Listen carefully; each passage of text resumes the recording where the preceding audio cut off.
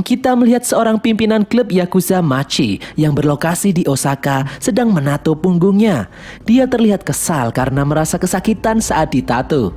Si tukang tato yang sudah tua mengatakan kalau misalkan ada orang yang merasa kesal dan kesakitan saat ditato, maka orang itu tidak cocok hidup di lingkungan yang keras. Pimpinan Yakuza itu marah dan merasa terhina.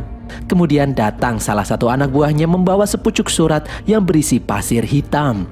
Si tukang tato terlihat ketakutan melihat pasir hitam yang keluar dari dalam surat. Hal itu menandakan sesuatu yang mengerikan akan segera terjadi. Si pimpinan Yakuza dan anak buahnya tertawa dan menganggapnya lelucon. Si pria tua itu menceritakan kalau dulu seseorang juga menerima amplop yang berisi pasir hitam yang sama. Lalu kemudian hal mengerikan terjadi, mereka muncul dari balik bayangan. Semua orang tewas. Si kakek tua kemudian menunjukkan bekas luka di dadanya. Terlihat bekas luka di dada bagian kiri. Pria tua itu mengaku beruntung karena jantungnya tidak seperti orang kebanyakan dan terletak di dada sebelah kanan. Di tengah dadanya terdapat tato ninja untuk pengingat dirinya akan kejadian mengerikan itu. Para Yakuza pun tertawa mendengar cerita tentang para ninja di era modern seperti saat ini. Lalu tiba-tiba kepala salah satu anggota Yakuza itu terbelah. Mereka semua kaget dan ketakutan. Mereka berteriak, lampu-lampu padam. Terdengar suara pedang mengayun di mana-mana tanpa terlihat sosok yang mereka hadapi. Satu persatu para anggota klub Yakuza itu tumbang. Si pimpinan Yakuza menembakkan pistol ke sembarang arah saking paniknya. Saking ketakutannya, dia mengatakan akan membayar berapapun kepada ninja yang dia hadapi, asalkan jangan membunuhnya. Namun tidak ada jawaban sama sekali. Si pria tua mengatakan kalau sia-sia bernegosiasi dengan makhluk ini karena mereka bukan manusia, melainkan iblis yang dikirim dari neraka. Saat sedang panik, kemudian tangan si pimpinan Yakuza itu tiba-tiba putus dan kepalanya ditebas oleh senjata tak terlihat. Dia pun tewas seketika. Sangat mengerikan. Kemudian dari balik bayangan muncul sosok ninja yang dimaksud. Ninja itu berjalan mendekati si pria tua dengan mata yang dingin. Sang ninja tanpa basa-basi langsung menebas si pria tua. Kemudian berpindah di kota Berlin, di markas Europol. Seorang agen penyelidik yang bernama Mika Koretti menemui atasannya yang bernama Maslow. Dia memberikan hasil penyelidikannya tentang pembunuhan misterius yang terjadi akhir-akhir ini.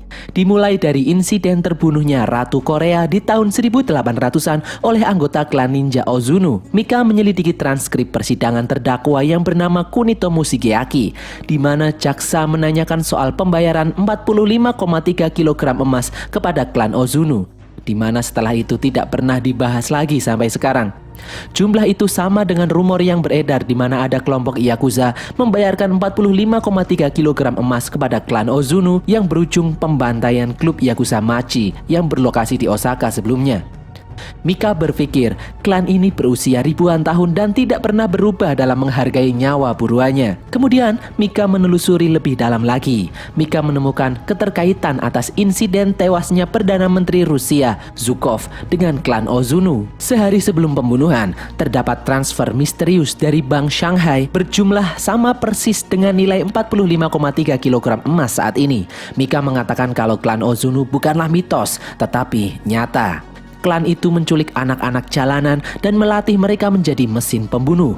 Maslow merasa semua hal ini tidak masuk akal, dia belum bisa mempercayainya.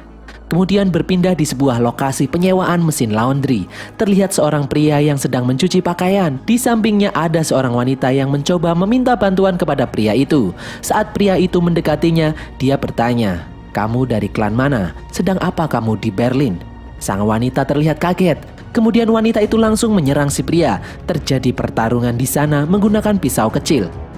Lalu saat pemilik laundry memeriksa keadaan, dia menemukan hal aneh. Di salah satu mesin laundry miliknya, keluar darah dari dalam mesin laundry. Terdapat tubuh manusia yang tewas di dalamnya. Kembali ke tempat Mika dan Maslow terlihat makan siang bersama di pinggir jalan. Maslow mengatakan kalau dia telah menyelidiki lebih lanjut temuan Mika atas tewasnya Perdana Menteri Rusia beberapa tahun lalu. Dengan informasi jaringan KGB Rusia miliknya, dia menemukan sebuah laporan milik agen KGB berpangkat tinggi yang bernama Alexei Sabatin. Laporan itu membahas kemungkinan beberapa pembunuhan politik dilakukan oleh jaringan kuno yang canggih yang disebut 9 klan. Mika bertanya lalu bagaimana nasib Alexei Sabatin. Maslow mengatakan kalau agen itu diusir dari dinas dengan alasan gangguan mental. Mika akhirnya lega. Maslow percaya dengan hasil penelitiannya. Berpindah ke pria yang tadi terlihat di tempat laundry. Dia bernama Raizo. Raizo memasuki apartemen miliknya. Di dalamnya terdapat berbagai persenjataan ninja. Raizo adalah seorang ninja. Di dalam apartemen, Raizo teringat dengan masa lalunya saat pimpinan klan Ozunu, Lord Ozunu, memperkenalkan dirinya saat masih kecil di hadapan anak-anak murid klan Ozunu lainnya. Di memori yang lain, terlihat Lord Ozunu menyuruh para murid untuk menguasai tubuh mereka. Rasa sakit, lapar, haus, termasuk anggota tubuh, darah, dan kulit adalah hal yang harus dikuasai. Kemudian Ozunu terlihat menyayat telapak tangannya dengan pisau.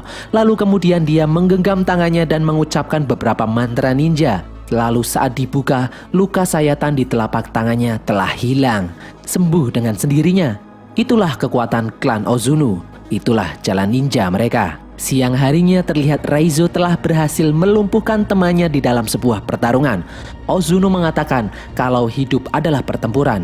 Raizo yang tadinya anak jalanan yang dibuang orang tuanya, dia berjuang bertahan hidup hingga akhirnya bisa menang. Karena dalam pertempuran saat melawan musuh harus tanpa keraguan atau belas kasihan.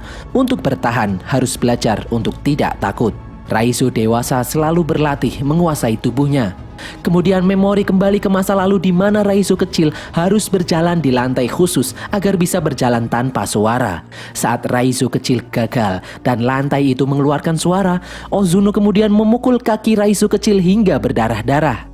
Malam harinya, Raizo kecil tidak bisa tidur karena kesakitan. Lalu terlihat salah satu teman Raizo yang bernama Kiriko mengobati luka-luka di kaki Raizo. Luka-luka itu masih membekas hingga Raizo dewasa. Di lain tempat, Mika menemui istri dari Alex Sabatin, agen KGB yang membuat laporan keterkaitan kematian Perdana Menteri Rusia dengan 9 klan. Istri Alex mengatakan kalau dulu laporan Alex menimbulkan masalah pada karirnya. Setelah laporan Alex mencuat, terlihat sikap Alex tidak seperti biasanya. Alex terlihat ketakutan. Dia memasang kunci di setiap celah rumahnya. Alex memasang kamera dan sensor gerak di segala tempat. Alex memasang lampu-lampu di mana-mana. Tidak boleh ada bayangan, kata Alex. Suatu hari, ada seorang pria datang ke rumah Alex. Mereka berbincang sesaat, lalu pergi. Istri Alex mengatakan kalau Alex dulunya seorang prajurit anggota intelijen Rusia. Alex bukanlah pria yang mudah takut. Lalu saat istri Alex menemui suaminya, terlihat ketakutan yang sangat terpancar di mata Alex. Lalu Alex berdiri, mengatakan kalau Alex sangat mencintai istrinya. Istri Alex mengatakan bahwa Alex sudah meninggal. Sebelum dia meninggal, terjadi insiden lampu mati, dan istri Alex tidak mau melanjutkan ceritanya lagi. Istri Alex kemudian memberi Mika berkas penelitian yang dulu ditinggalkan oleh Alex. Di rumah, Mika membuka berkas milik Alex. Di sana terdapat berbagai macam bukti kalau para ninja itu nyata. Lalu terdapat kaset rekaman CCTV. Saat disetel, terlihat wajah Raizo di dalamnya. Berpindah di apartemen Raizo, dia terlihat berlatih menggunakan pedang dan kusarigama. Terlihat amarah dalam diri Raizo. Raizo kemudian teringat dengan masa lalunya kembali saat dia menginjak remaja sebagai murid Ozunu. Raizo bertarung dengan teman sebayanya. Awalnya, Raizo bisa mengendalikan pertarungan. Namun lawannya menggunakan cara licik yang akhirnya bisa mengalahkan Raizo. Kemudian Ozunu mendekati Raizo bahwa apa yang dia rasakan bukanlah rasa sakit yang sebenarnya. Lalu Ozunu menekan bagian dalam perut Raizo dan mengatakan kalau inilah rasa sakit yang sebenarnya. Raizo terlihat berteriak kesakitan. Ozunu menyuruh Raizo untuk bertahan dari rasa sakit itu. Hingga malam tiba, rasa sakit itu tidak hilang. Pagi harinya saat Ozunu menemui Raizo, terlihat Raizo sudah bisa menguasai rasa sakitnya. Berpindah ke tempat Mika, di kantornya, Mika ditemui oleh agen Zabransky. Dia menanyakan apakah agen Maslow bertingkah aneh belakangan ini. Zabransky mengatakan kalau beban kerja yang berat bisa membawa stres dan kelelahan mental. Mika kemudian menemui Maslow. Ternyata Maslow juga ditemui oleh agen Zabransky dan menanyakan hal yang sama terhadap Mika. Mika mengatakan kalau ada pihak yang mengawasi mereka dan tidak ingin mereka melanjutkan penyelidikan tentang kasus 9 klan ini. Maslow mengatakan kalau kasus ini bukanlah kasus sembarangan. Banyak orang-orang penting dunia terlibat di dalamnya.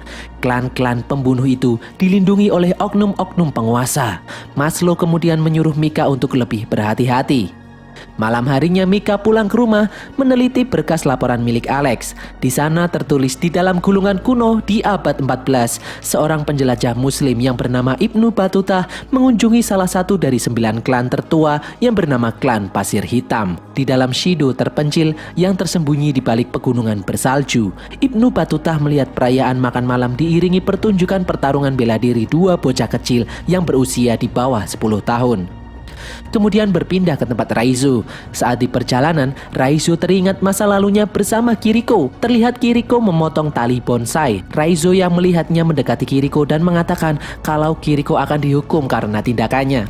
Kiriko mengatakan kalau jantung pohon akan tahu kemana mereka tumbuh.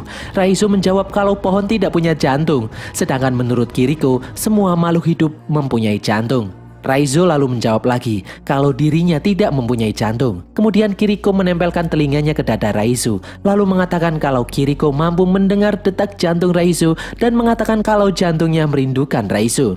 Raizo pun tak percaya. Kiriko kemudian menyuruh Raizo mendengarkan detak jantungnya. Kemudian di suatu masa, Raizo muda terlihat ditutup matanya oleh Ozuno. Raizo harus bisa hidup tanpa indera penglihatan selama setahun penuh. Raizo bertarung dengan hanya mengandalkan indera pendengarannya. Awalnya Raizo belum bisa menyesuaikan diri, namun kemudian indera pendengaran Raizo mampu meningkat tajam dan bisa bertarung tanpa melihat. Raizo mampu mendengar gerakan lawannya dan dapat mengalahkannya. Malam harinya saat istirahat, dengan kemampuan indera pendengarannya, Raizo mampu mendengarkan detak jantung Kiriko yang berdetak seirama dengan detak jantungnya. Raizo pun tersenyum. Di lain hari, Kiriko terlihat mampu mengalahkan lawannya di dalam pertarungan. Kemudian Ozuno memerintahkan Kiriko untuk menyayat lawannya menggunakan pisau. Namun Kiriko menolaknya. Ozuno kemudian melukai pipi Kiriko dan menghukum Kiriko. Malam harinya, Raizo yang kasihan menemui Kiriko di dalam kotak hukuman. Raizo memberikan air minum kepada Kiriko yang terlihat kehausan. Di lain hari di suatu malam terjadi hujan lebat. Raizo melihat Kiriko sudah tidak berada di tempat tidurnya. Raizo kemudian mengejar Kiriko yang hendak kabur. Raizo berusaha menghentikan aksi Kiriko karena akibatnya akan fatal. Namun Kiriko tetap melanjutkan aksinya untuk kabur karena hidup yang sebenarnya berada di luar sana. Kiriko kemudian melanjutkan aksinya naik ke atas dinding untuk kabur dari tempat itu. Berpindah ke Raizo dewasa, dia terlihat berjalan membawa foto Mika dengan tulisan alamat di belakangnya. Sementara itu di tempat Mika, Maslow memperingatkan Mika akan bahaya yang mengintai mereka.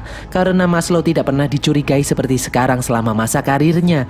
Dia diperiksa oleh Provos, Pertahanan Dalam Negeri, CIA dan lain-lain berdatangan. Maslow kemudian menyuruh Mika untuk cuti dan membekalinya dengan sebuah pistol. Sesampainya di rumah, ternyata lingkungan rumah Mika tengah terjadi pemadaman listrik. Di dalam rumah gelap gulita. Tak disangka, Mika menemukan amplop putih yang berisikan pasir hitam di dalamnya. Tak lama kemudian terlihat seorang ninja mengayunkan pedang ke arahnya dan tertahan oleh sesuatu. Ternyata ada 2 orang ninja di sana. Terjadi pertarungan antara 2 orang ninja itu. Mereka bertarung di dalam gelap. Terlihat salah satu orang ninja berhasil dilumpuhkan. Kemudian terdengar suara yang memperingatkan Mika bahwa akan ada banyak lagi yang datang. Mereka tidak akan berhenti sampai Mika mati. Suara itu mengatakan kalau dia akan membantu Mika.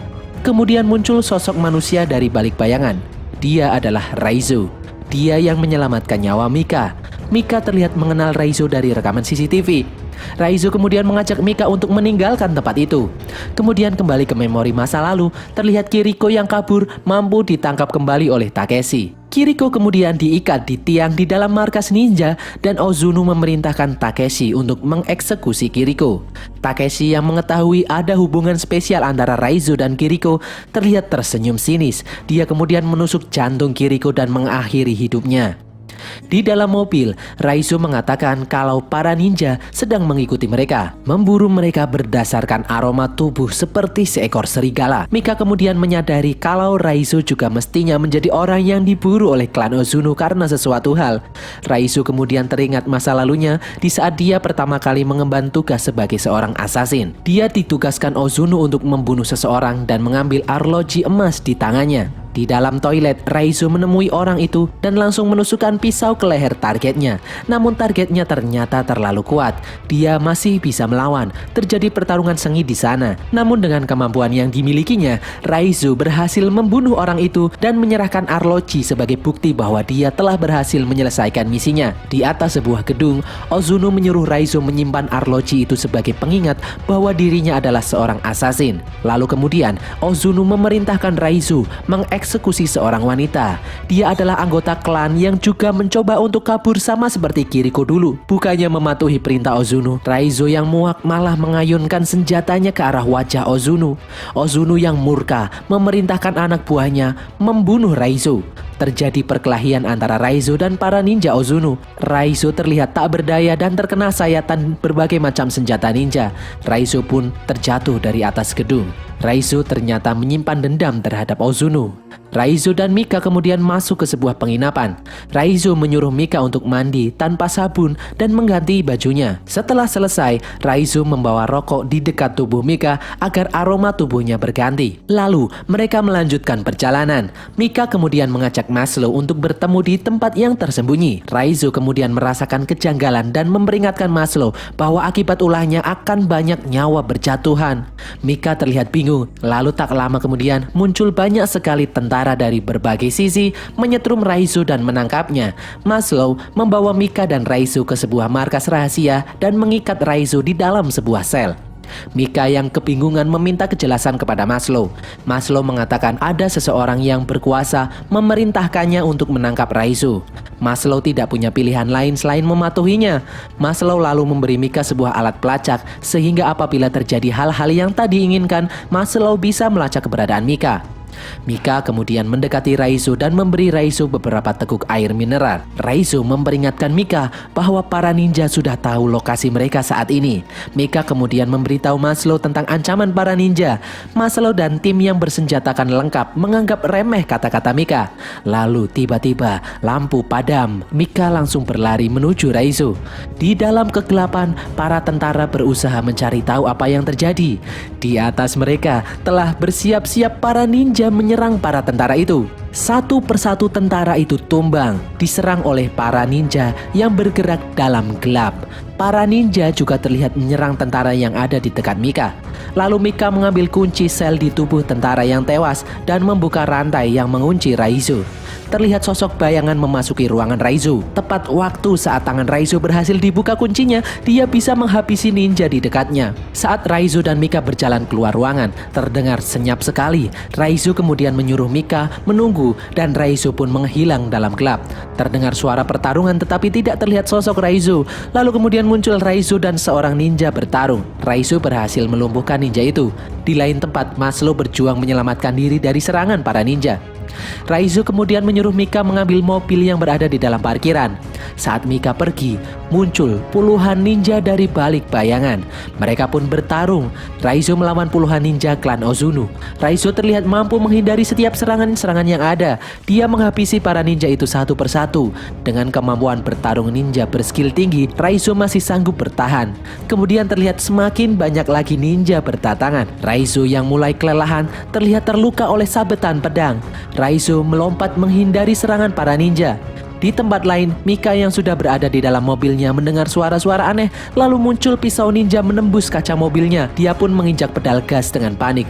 Di jalanan, Mika dihadang oleh banyak sekali ninja dan beruntung Mika berhasil lolos keluar dari gedung itu. Di tempat Raizo, dia yang terluka mencoba menyelamatkan diri dan melompat keluar dari gedung. Raizo berlari di jalanan kota Berlin. Para ninja masih juga mengejarnya. Terjadi pertarungan di jalanan. Seorang ninja berhasil merobek perut Raizo. Raizo pun tumbang. Lalu muncul Mika menabrak ninja itu. Mika kemudian menyelamatkan Raizo. Mika bermaksud membawa Raizo ke rumah sakit, namun Raizo menolaknya. Mika kemudian membawa Raizo ke dalam sebuah penginapan. Raizo terbaring tak berdaya dengan luka di sekujur tubuhnya. Lalu kemudian dari luar penginapan, Mika melihat beberapa bayangan memasuki ruangan tempat Raizo terbaring. Pagi harinya kepolisian datang berbekal alat pelacak milik Mika dan hanya menemukan Mika terduduk sendirian. Para ninja membawa Raizo pergi. Di dalam kotak, Raizo mencoba memulihkan dirinya sendiri dengan kemampuan yang dimiliki oleh klan Ozuno. Luka-luka itu menutup satu persatu. Dan sampailah Raizo di markas klan Ozunu. Dia dibawa ke hadapan sang Ozunu, pemimpin klan. Ozunu berkata awalnya dia mempersiapkan Raizo sejak kecil untuk menjadi penggantinya memimpin klan. Namun sekarang akibat ulah Raizo, Ozunu berniat mengeksekusi Raizo karena telah mempermalukan nama baik klan. Malam harinya, Raizo terlihat diikat di sebuah tiang bersiap untuk dieksekusi. Ozunu terlihat menekan perut Raizo untuk menyiksanya. Raizo sampai muntah darah. Takeshi menyadari kalau Raizo membawa alat pelacak yang diberikan kepada Mika sebelumnya. Lalu kemudian muncul para tentara pasukan yang dibawa Maslow dan Mika datang menyelamatkan Raizo. Raizo ternyata telah menunggu mereka. Mika kemudian melepaskan ikatan Raizo. Terjadi pertempuran antara pasukan militer melawan para ninja. Para ninja terlihat mampu mengatasi ancaman dari para tentara yang menyerang. Lalu Takeshi memasuki sebuah ruangan. Di dalamnya sudah terdapat Raizo dengan 2 pedangnya siap bertarung. Takeshi menyuruh 4 rekannya menyerang Raizo. Lalu terjadi pertarungan ninja tingkat tinggi. Raizo terlihat sanggup menumbangkan mereka satu persatu. Lalu kemudian giliran Takeshi yang melawan Raizo. Takeshi terlihat cukup kuat. Mereka berdua bertarung di antara kobaran api. Raizo mengingat bahwa yang mengeksekusi Kiriko adalah Takeshi. Raizo terlihat marah dan menyerang Takeshi bertubi-tubi. Takeshi yang tak berdaya akhirnya tewas di tangan Raizo. Raizo kemudian berjalan mendekati Ozunu dan akhirnya Raizo pun bisa berhadapan langsung dengan Ozunu. Ozunu terlihat mampu menghilang di dalam gelap dan menyerang Raizo dari arah yang dia tidak ketahui. Raizo mengambil sebuah pedang dan mencoba untuk melawan Ozunu. Terjadi pertarungan ninja yang sangat brutal antara Raizo dan Ozunu. Meskipun penuh dengan luka, Raizo masih berusaha terus bertarung dengan Ozunu. Di saat Raizo akan menyerang, Ozunu kembali mampu menghilang di dalam gelap dan dengan kecepatan ninja miliknya, Ozunu mampu menjatuhkan Raizo. Di saat Ozunu akan menusuk Raizo, Mika menembaknya dari belakang. Raizo menyuruh Mika untuk lari, namun terlambat. Ozunu terlihat menghilang di dalam gelap dan muncul di belakang Mika. Dengan mudah Ozunu menusuk Mika tepat di jantungnya. Melihat Mika tumbang, kali ini Raizo dengan kecepatan ninjanya mampu menghilang di dalam gelap dan menyerang Ozunu secara bertubi-tubi sampai lengan Ozunu terputus. Ozunu yang sudah tak berdaya kemudian langsung dieksekusi oleh Raizo. Raizo pun mampu mengalahkan Ozunu. Lalu Raizo mendengar detak jantung Mika. Raizo pun membopong Mika keluar dari bangunan itu. Raizo mengatakan kepada Maslow bahwa Mika baik-baik saja. Mika memiliki jantung yang spesial yang berada di sebelah kanan dadanya, tidak seperti manusia pada umumnya. Mika akhirnya bisa siuman. Di siang harinya di tempat persembunyian klan Ozunu saat api sudah padam, Raizo terlihat sendirian di markas Ozunu. Raizo melihat ke arah tembok yang dulu dinaiki oleh Kiriko untuk kabur. Raizo kemudian mengikuti jejak Kiriko memanjat tembok itu. Di atas tembok, Raizo melihat pemandangan yang sangat indah. Di antara pegunungan yang menjulang tinggi, Raizo akhirnya bisa menghirup udara kehidupan yang sebenarnya seperti yang Kiriko janjikan dahulu.